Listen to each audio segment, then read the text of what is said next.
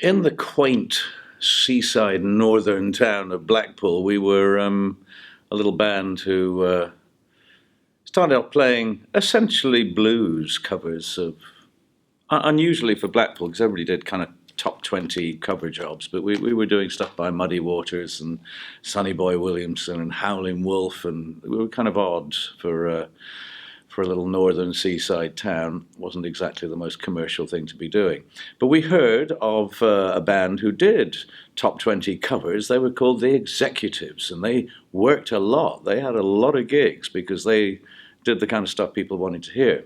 Play the working men's clubs and functions where people drank a lot and sang along to cheerful top 20 ditties. And the bass player in that band was a guy called Glenn Cornick, and we knew these guys were pretty good musicians, even though we didn't really like their music terribly. But it came to a moment where we were looking for a new bass player, and surprisingly to us, Glenn said, "Yeah, I'll come and play with you guys." And so it was quite a step down for him, from earning, pretty decent money as a working with a day job, but playing probably 4 or 5 nights a week regularly, to joining a band who maybe only had 1 or 2 shows a week if we were lucky. So we were quite honoured that Glenn chose to join us, and I think found the music a bit more honest, perhaps more with integrity, and because we ventured into kind of more jazzy blues as well. So Glenn became the bass player, only to find a few months later that the band essentially broke up because we went to the south of England in an attempt to be successful in the London area. But most of the band gave up after a week of homelessness and hunger and went back to Blackpool. And Glenn and I were the two who stayed. And we found another guitar player, Mick Abrahams, who joined the band with his friend Clive Bunker. So the original band that became Jethro Tull was Glenn and myself and Clive and Mick. So Glenn and I shared a very, very frighteningly horrible cold water bedsit. I mean, you can't call it an apartment. It was a shoe cupboard, for a few weeks until he was lucky enough to take up residence somewhat further away with his mother and stepfather. So he had a warm bed, a roof over his head, and 3 meals a day, while I continued to be virtually homeless and certainly very, very hungry for about 4 months, until the gigs started to come in and Jethro Tull became Jethro Tull, and we found ourselves on the road to somewhere. That somewhere was a long road, and indeed I am still on it.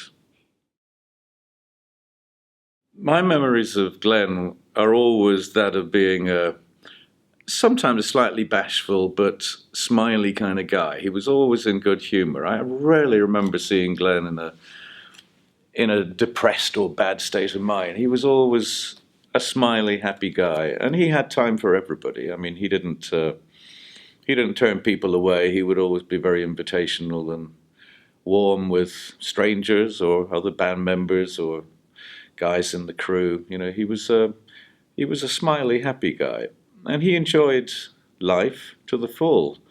He enjoyed the recreational side of the business as well as the actual musical part. But he always turned up for work on time. He was always prepared and was a good and useful spirit in the studio, because he did have some musical training, whereas I had none at all. I was just completely self-taught. So Glenn was able to, be a useful figure in terms of sometimes being able to point out some musical flaw in something we were working on.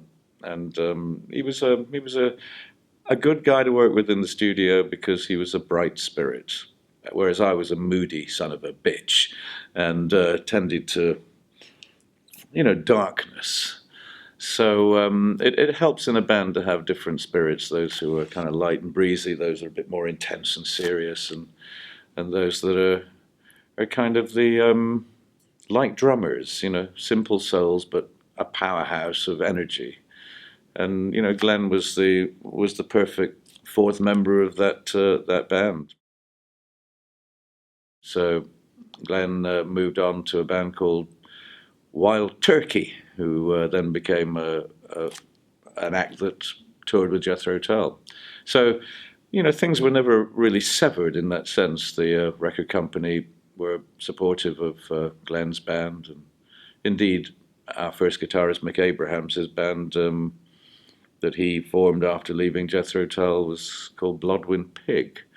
So we had a kind of family of bands really going on. And Clive Bunker, though, when he left the band, he didn't form another band. He sort of just disappeared really from music for a while.